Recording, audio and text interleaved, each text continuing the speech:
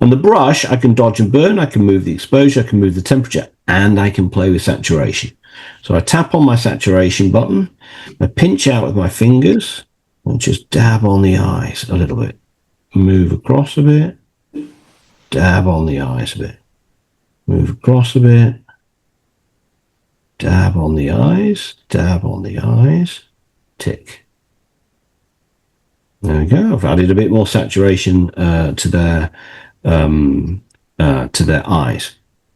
Now, I mentioned that this was a little bit like having Photoshop on your phone. Now, one of the great things about Photoshop, of course, is the way it uses layers.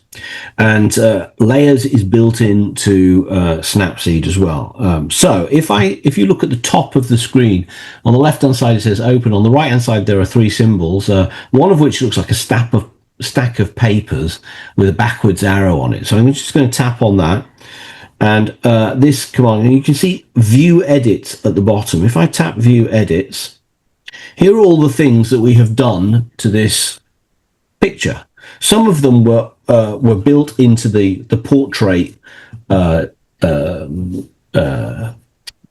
shortcut that we did at the beginning. But you saw that I was having a bit of a problem trying to get rid of the lady in the background, and that was if I count down from the top, it will be layer, not brush, not the first healing one, but the second healing one down, third one down.